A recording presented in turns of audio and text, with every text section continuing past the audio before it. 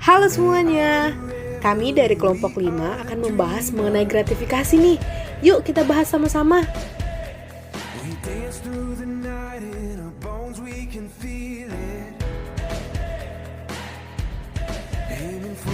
Nah, teman-teman pasti pernah atau sering dengar nih yang namanya gratifikasi. Sebenarnya gratifikasi itu apa ya? Teman-teman, menurut Kamus Besar Bahasa Indonesia atau KBBI, gratifikasi adalah pemberian yang diberikan karena layanan atau manfaat yang diperoleh.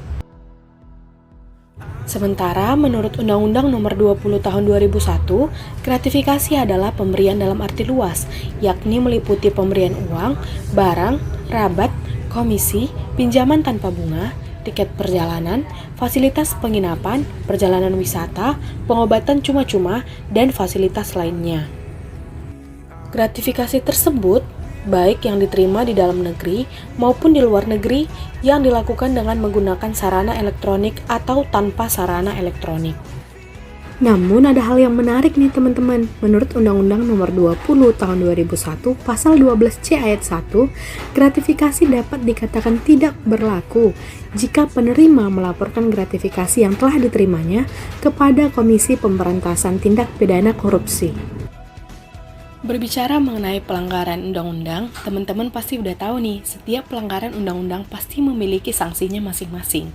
Sanksi dari gratifikasi sendiri diatur dalam Undang-Undang Nomor 20 Tahun 2001 yang menjelaskan bahwa para pelaku gratifikasi akan dipidana penjara seumur hidup atau paling singkat 4 tahun dan paling lama 20 tahun, serta pidana denda paling sedikit 200 juta dan paling banyak 1 miliar. Nah, teman-teman, ini merupakan contoh gratifikasi yang sering dilarang di negara kita. Yang pertama, pemberian tiket perjalanan kepada pejabat atau keluarganya untuk kepentingan pribadi secara cuma-cuma. Kedua, pemberian hadiah atau parsel kepada pejabat pada saat hari raya keagamaan.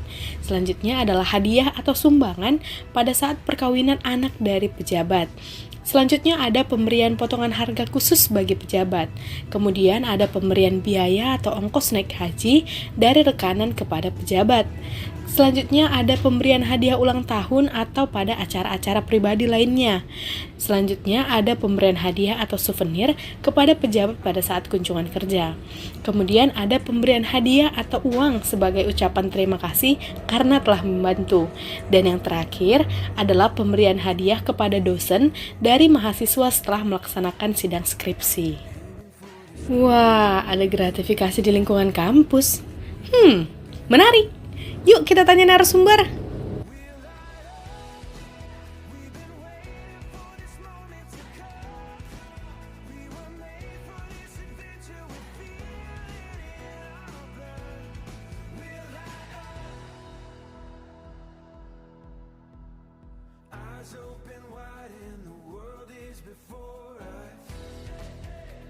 Ketemu saya dan negosiasi kita menentukan hari yang sesuai dengan kita semua. Saya dari pagi ngajar, menerima mahasiswa beberapa kali, sholat Jumat, ini sudah. Dan tentu kalian juga punya kesibukan yang berbeda-beda, tapi mencari waktu ini susah. Kita sudah bertemu. Saya bergembira karena tentu ini adalah orang-orang akademis yang syarat dengan pertanyaan-pertanyaan yang sifatnya teoritis terkait dengan realitas sosial politiknya sekarang. Ada di situ sosiologi kan? Sosiologi itu looking behind, looking through. Nggak percaya dia dengan fakta-fakta yang lihat. Di balik itu ada apa? Bohong tak orang ini? Dia ingin pandang tembus.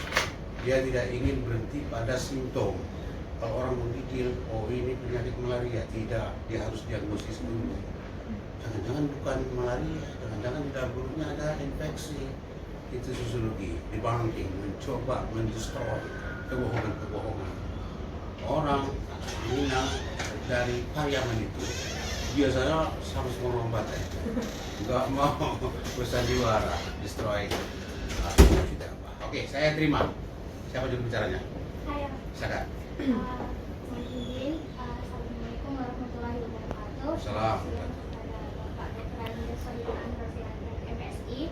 Pertama-tama kami mengucapkan terima kasih kasih atas kesediaan Bapak untuk menjadi narasumber kami untuk dapat melaksanakan kegiatan kami yang ingin bertujuan untuk mewawancarai Bapak terkait judul kami yaitu keberadaan gratifikasi di lingkungan kampus. Gratifikasi. Iya benar sekali Bapak. Dan pengaruhnya terhadap kredibilitas universitas seperti itu Pak. Ya. Ya. Jadi di sini kami ingin menanyakan beberapa pertanyaan terkait materi kami dan Bapak selaku narasumber kami. Untuk itu boleh langsung Silakan, silakan. Oke. Semua terima kasih atas waktunya Pak. Mungkin tadi sudah perkenalan sebelumnya, tapi untuk lebih mempertegas, perkenalkan Bapak, nama saya Arta Silaban. Kami mahasiswa Sosiologi Fakultas Ilmu Sosial dan Politik Semester berapa sama? Semester keempat.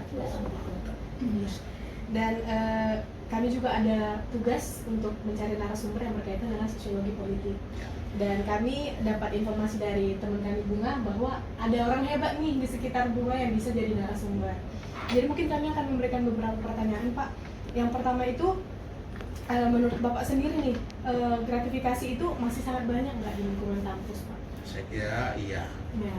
Korupsi itu salah satu di antara sifatnya adalah hide and seek, ronda-ronda. Makanya dibentuk lembaga seperti KPK itu dengan kemampuan untuk investigasi. Tapi dia juga tidak mampu. KPK itu dia hanya menyasar orang-orang kecil yang tanpa risiko kalau kita pukul dia, kalau kita tangkap dia. Selama ada KPK, ada dua mitos yang mereka kembangkan. Ya, selama ada KPK, ada dua mitos yang mereka kembangkan.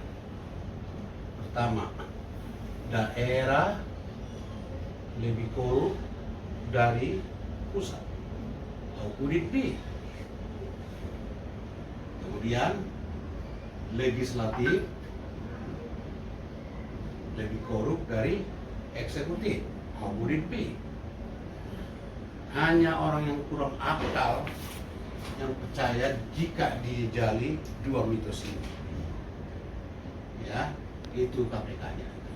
Makanya kalau saya ditanya, kemana Pak KPK? Bubarkan aja. Dia dibentuk sebagai lembaga extraordinary dan ekstra konstitusional untuk mengatasi masalah korupsi yang sudah sangat parah di Indonesia. Berhubung katanya lembaga penegak hukum konvensional, polisi dan jaksa sudah nggak mampu lagi, sudah pingsan, sehingga diperlukan lembaga extraordinary. Itulah KPK. Gitu ya. Sudah berapa lama KPK ada? Nggak turun-turun itu kondisinya. Bahkan belakangan mereka buat itu revisi undang-undang KPK. Yang membuat KPK itu semakin tak berdaya. Para mahasiswa melakukan demonstrasi supaya KPK itu tetap pada fungsi on the track. Sekarang sudah pingsan itu. Saya tidak akan ditanya, pendapat saya KPK bubarkan. Kalau polisi dan jaksa pingsan, buat dia tidak pingsan lagi. Kalau polisi dan jaksa diberi kewenangan dan biaya yang besar seperti KPK, dia juga mampu. Jadi ada kesalahan filosofis dan pertimbangan pragmatis dalam pembentukan KPK. From now on, KPK bubarkan saja, gitu ya. Itu orang sosiologi. Soal nanti atau tapi kita mau memberikan pencerahan kepada everybody in this world, gitu ya. Apakah di perguruan tinggi tidak ada satu institusi apapun di negeri ini yang steril dari korupsi? Karena itu gratifikasi pun pasti ada di sini. Mungkin kalian sudah membaca gratifikasi yang terjadi pada rektor di beberapa tempat itu, dan itu yang terbuka. Kenapa bisa terbuka? Karena terlalu vulgar sehingga anak kecil pun sudah bisa melihat. Itu dia, itu satu. Kemudian pertemuan politis, ini perlu dicokok, itu dua. Jadi di perguruan tinggi yang tidak punya isu seperti itu belum tentu aman. Pasti ada kemungkinan dia melakukan hal seperti itu. Tapi hide and seek. Nah, Understand it? Iya betul. Nah, apakah pertanyaan udah dijawab? Udah belum? Terjawab Pak, terjawab. Oke. Mungkin pertanyaan selanjutnya. Second question from you. Yurukai? Bersama sih. Amosirdo. Haroro atas amosirdo. Mungkin saya akan perkenalan kembali Pak. Ya. Perkenalkan, saya langsung Fitri Samosir, ya, berasal dari Universitas Sumatera Utara, Fakultas Fisik. Nah, yang tadi kan Bapak udah sempat menjelaskan bahwasannya di lingkup universitas itu gratifikasi itu nggak bisa dihindari dan masih ada. Di seluruhnya include perguruan tinggi.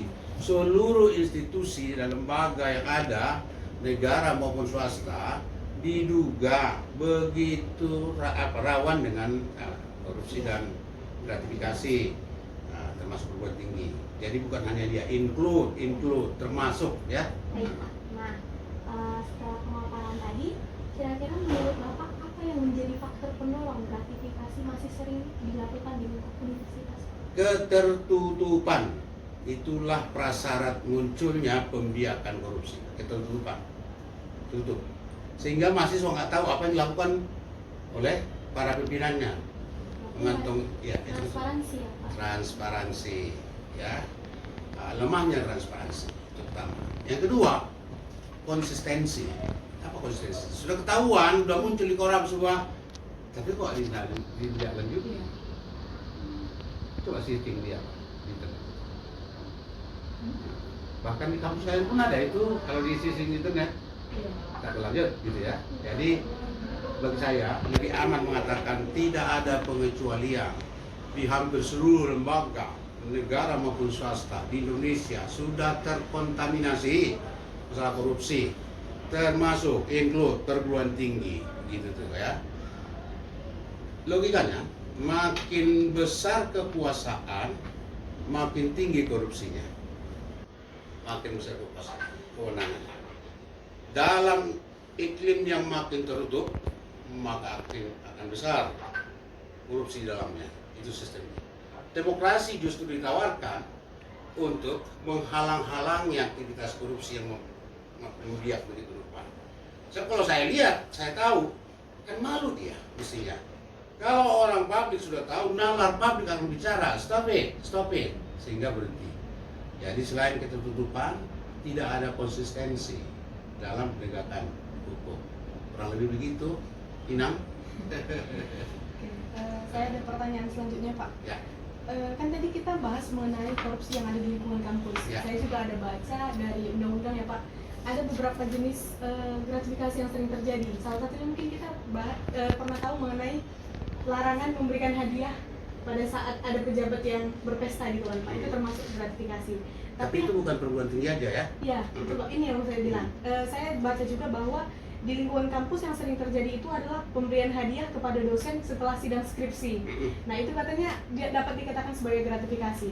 Kalau saya sendiri Pak, kalau ditanya, saya nggak terganggu dengan hal itu karena itu merupakan rasa wujud terima kasih begitu ya.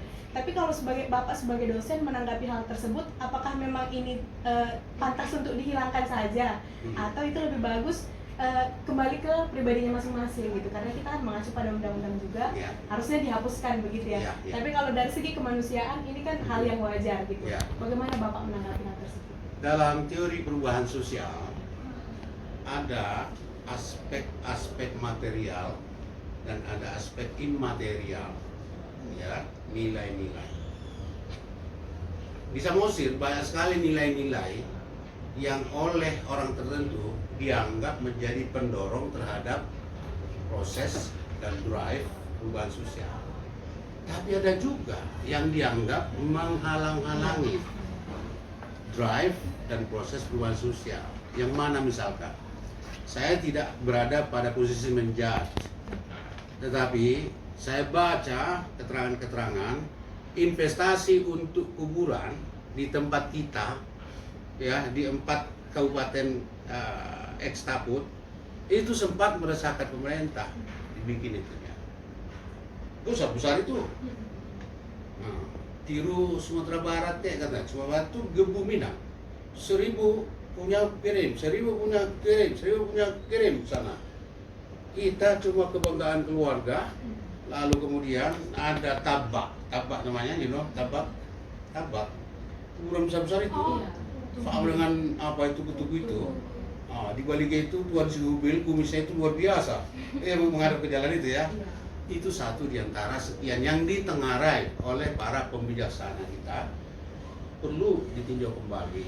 Apakah harus seperti itu? Nilai penghargaan kepada orang tua. Kan muncul lagu yang dibikin oleh Marga Siaan yang radio RRI, pegawai RRI dari Sibolga.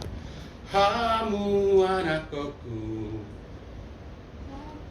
tapuk ni pusuki, pasabar mahamang, pasabar mainang, napa ture nunga matubaa, jalasi tegu oni, sulangan manganau, si pari dionau, alani rasa hitoki. Refrainnya luar biasa. Sumarlah padaku, luar biasa kan? Coba rasional dulu kalian, wahai generasi muda Batak. Jangan alokasikan sesuatu energi untuk sesuatu yang tidak begitu urgen bagi progres depan. Itu antara lain ya. Jadi ada aspek-aspek yang seperti itu. Pertanyaan tadi apa? Mengenai pemberian. Nah, itu satu di antara yang menurut saya mengkendalai progres kita. Walaupun orang bisa bilang begitu, this is my private, no problem for me. Toh sudah selesai hubungan saya dengan dia, udah diteken, udah apa semua, udah wisuda malah, gitu ya. Ya silakan aja. Tapi itu tidak menjadi satu pertimbangan yang saya kira perlu diabadikan. Walau ada orang-orang yang merasa itu adalah bentuk rasa terima kasih. Rujukannya di mana? Ya di kampung. Dulu ayah saya punya itik. Tiap pagi saya mengambil itu. Lalu saya bawa dari istilahnya bara ya, tempat bara itu tempat itik itu ya. Tiap pagi dia telur 16 sampai 20 saya ambil itu. Mak saya bilang, kasih sama guru Siomping. Berapa mak? Orang di sana 4 orang. Bilang, lupa tadi. Ini untuk menggaul, guru menggaul. Berapa ke sana? Orang tuh banyak itu, 8. Oh gitu. Apakah mak saya sedang menyogok Pak Hombing dan Pak Menggaul supaya anaknya ini dikasih nilai yang baik? Tidak begitu. Tidak begitu. Mereka respect kepada guru yang mereka tahu sendiri penghasilannya sangat kecil. Kalau dikasih ini akan terbantulah kesehatan beliau. Jadi ada pertimbangan-pertimbangan. Tidak semua nilai itu harus kita terabas, kita habisi. Jepang memiliki kesetiaan pada nilai-nilai. Ya. Ada 2 contoh besar. Nilai-nilai tradisional dia yang berbeda apanya itu, implikasinya. Pertama Jepang. Samurai, katakana atau nilai-nilai kejuangan mereka itu, bahkan termasuk harakiri, itu diabdikan untuk memajukan Jepang secara keseluruhan. Kaizen Gemba, Kaizen Gemba, Kaizen Gemba. Terus meneruslah perbaiki. Itu. Mereka melakukan apapun yang keras dan mengorbankan diri demi Kaiser dan kejayaan Jepang. Itu di sana itu. Nilai-nilai tradisional. Bahkan ada orang bunuh diri. Harakiri itu. Harakiri yang sifatnya itu pengabdian. Kan gitu ya. Sedangkan di Cina, di sana itu rakyatnya memiliki karakteristik dan kebiasaan solidaritas yang tradisional untuk membanggakan dan membesarkan jejaring keluarga, dan kalau bisa pemerintah itu dibikin seperti keluarga punya, termasuk dinasti-dinasti. Jadi 2 negara besar ini, Jepang sudah membuktikan dirinya lewat dari krisis besar setelah Hiroshima dan Nagasaki dibom dengan perang dunia kedua itu, dan dia sekarang menjadi negara utama di dalam dunia industri G7, G2, G20, dia pemain utama di situ. Sedangkan Cina mengekspresikan nilai-nilai kekeluargaan dan kekompakan untuk menguasai pemerintah agar keluarganya menjadi nyaman gitu. Yang mana mau kita pilih itu ya? Nilai harakiri itu atau nilai solidaritas Jepang. Dua-duanya menjadi sangat baik bagi kita untuk kita pelajari. Kayaknya sih identiknya itu kita cinta. Ya kan? Anak Pak Jokowi ada di Solo, sekarang mau wapres barangkali dia atau mau ke Jawa Tengah jadi gubernur. Anaknya yang muda itu mau di Bekasi atau mana itu menjadi wali kota. Di sini ada menantunya, kan begitu tuh ya. Nah, ini kan parebannya si Bobi. Ini mau ditaruh DPR juga ini. Kalau lebih begitu ya kekhawatiran kita ya. Dynasty is not good for democracy because demokrasi salah satu tuntutannya adalah circulation. Apa yang dikatakan circulation itu? Kalau dialah ketua hari ini, besok ada pemilihan kembali, dia bisa didestroy, terbuka, sama kemungkinan dia menang dengan saya sebagai penantang. Tidak ada kendala-kendala birokratis politik yang membuat saya menjadi sangat sulit mengalir. Itu demokrasi. Sekarang enggak, dituntun dari atas supaya inilah yang duduk. Tahu kalian berapa suara partisipasi politik di Medan pada waktu itu? Luar biasa. Ngerti kalian bagaimana kerawanan pemilu di sini, pilkada di sini? Luar biasa. You have to read many reports about it. Ya. Jadi ada yang harus kita perlahan gusur, kita tumbuhkan semangat baru, ya, semangat Beruf itu panggilan. Orang Jerman bilang begitu. Penelitian dari Weber, Max Weber itu ya, Max Weber itu dalam kajian lama itu Protestan etik dan kemunculan awal kapitalisme. Bagi mereka seolah-olah kerja bersih itu, merit system itu adalah agama, seolah-olah ya.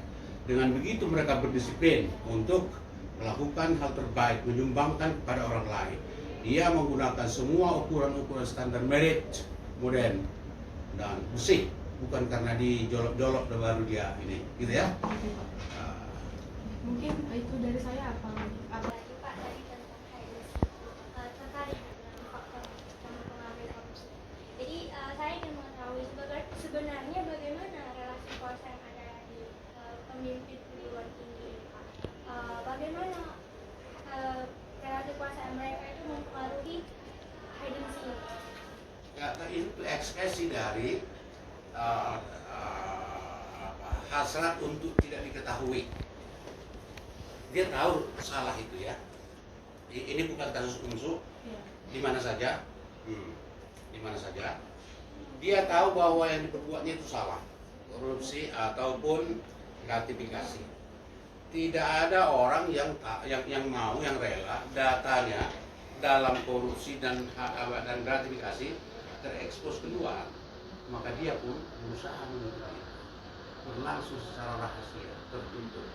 Itu susahnya korupsi itu, maka dibikin lembaga anti korupsi KPK yang memiliki hak untuk bahkan menyadap, gitu ya, supaya hidence-nya itu tidak bermanfaat apa-apa untuk melindungi kejahatan mereka, gitu tuh.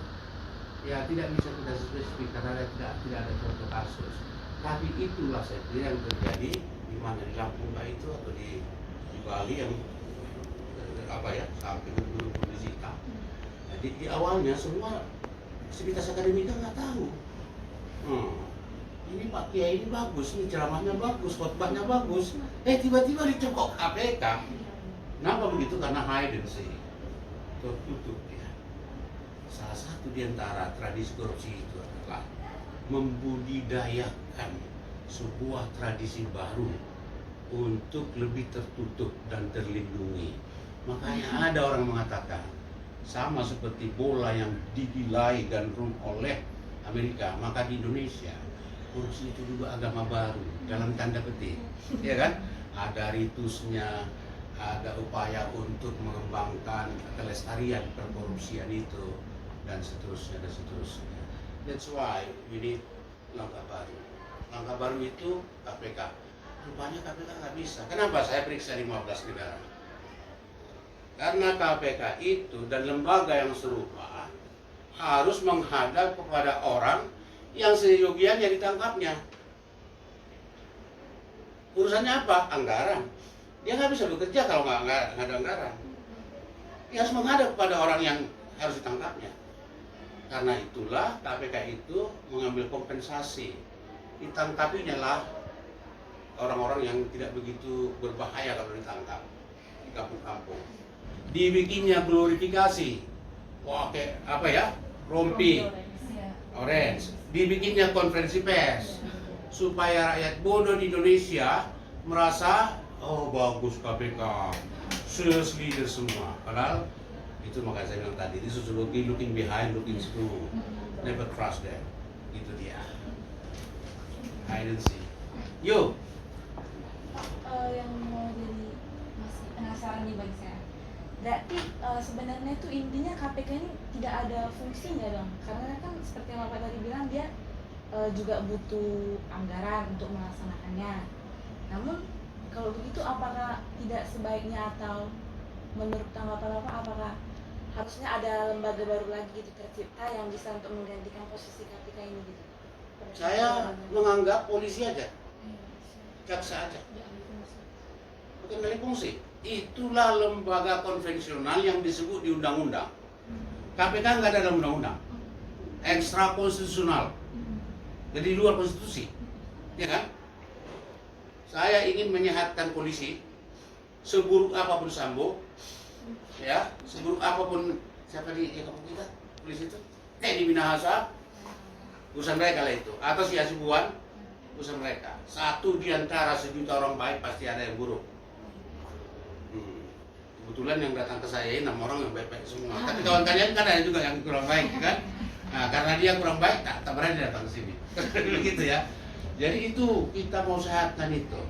Jika, dengarkan ini ya, jika semua kewenangan yang dikasih KPK dan budget yang besar yang diberikan kepada KPK diberikan kepada kepolisian dan kejaksaan, dia pasti mampu lebih hebat dari KPK.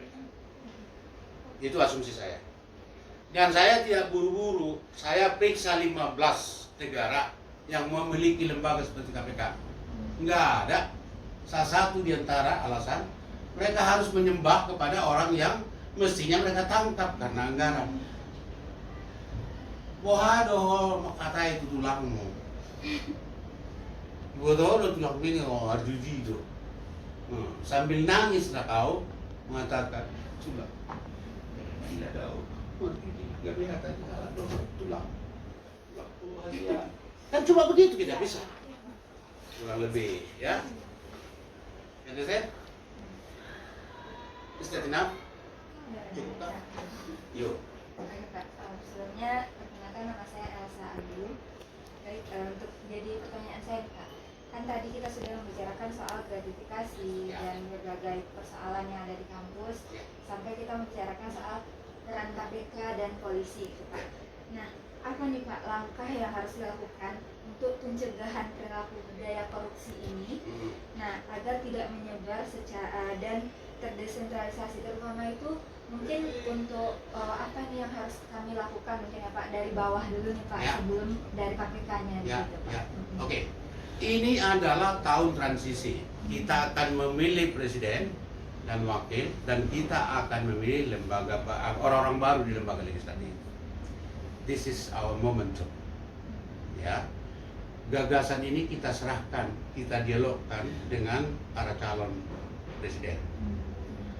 Coba nanti dari FISIP, dari sosiologi, memprakarsai pertemuan dengan fakultas-fakultas yang ada di seluruh Sumatera Utara, sehingga ada semacam koalisi, apa namanya itulah, yang menghadirkan calon-calon itu. Susun dulu pokok pikiran. Salah satu di antara mengenai korupsi. Ya, kalau saya jadi presiden, saya akan bubarkan KPK. Sebagai gantinya, saya akan buat anggaran yang besar dan pengawasan yang kuat pada dua lembaga konvensional tadi, polisi dan jaksa. Sebab asumsinya kalau mereka mendapat kewenangan dan budget besar seperti KPK, mereka mampu. Sudah barang tentu penyaringan untuk masuk polisi harus ketat kita bikin supaya jangan ada orang-orang lagi seperti Sambo. Sambo itu bagus dari awalnya, bagus dari awalnya. Ketika tertutup polisi itu tak terawasi, maka terjadilah seperti itu. Omongannya kan bagus dia, double standard dia, double talk itu ngomongannya bagus tapi dalamnya apa begitu. Saya akan membuatkan itu KPK untuk buat polisi dan jaksa. Satu. Yang kedua, saya sebagai presiden akan datang ke KPK.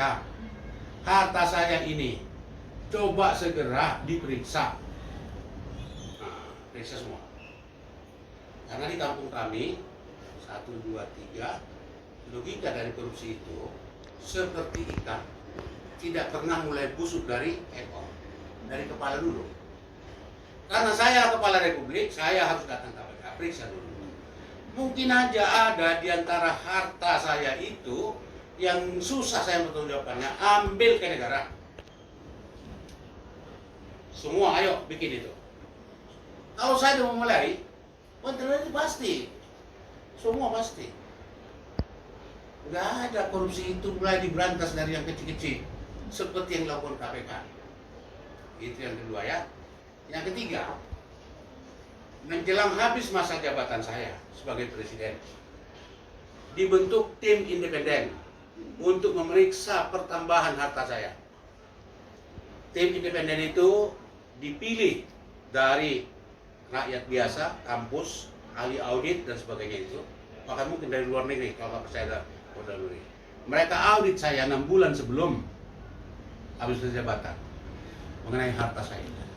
Jika ada harta yang tidak bisa dipertanggungjawabkan, ambil untuk negara, tapi jangan masuk penjara. Itu aja, jangan masuk penjara. Ya, artinya kan saya hilaf aja itu dianggap ini ya, hilaf aja. Tak bisa dipertanggungjawabkan, dituduh korupsi pun tidak. Tapi ini tak tahu kita, saya lupa dari mana datangnya gitu ya. Udah ambil untuk negara aja. Gitu tuh. Terus polisi sebaik dia diangkat, saya ingin dia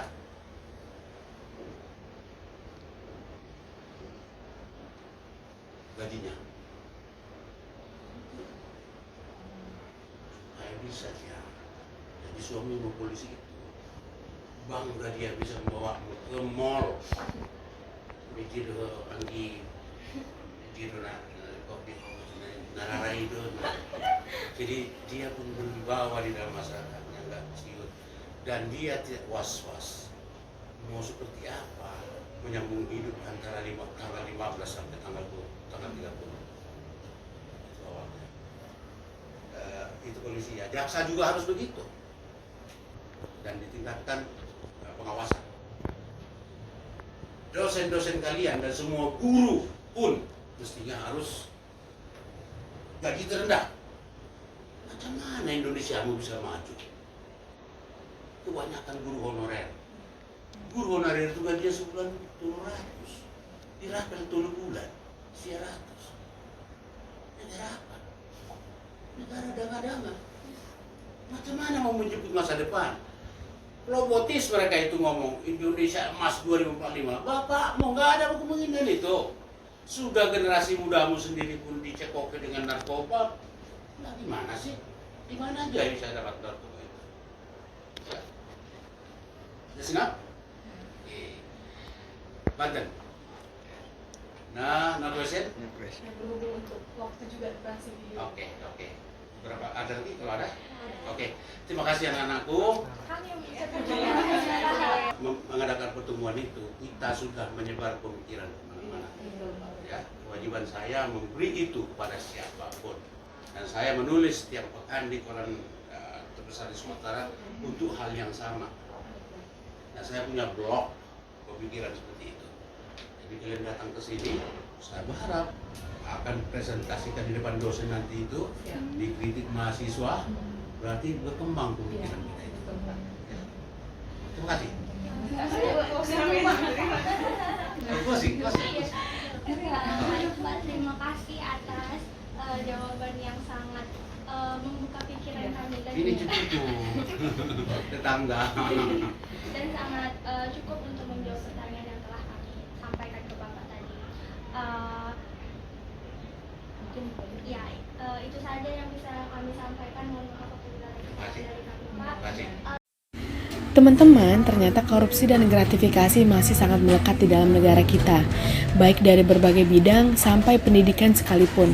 Dan universitas sebagai lingkungan akademisi bahkan masih menjadi sarang dari korupsi dan gratifikasi itu sendiri.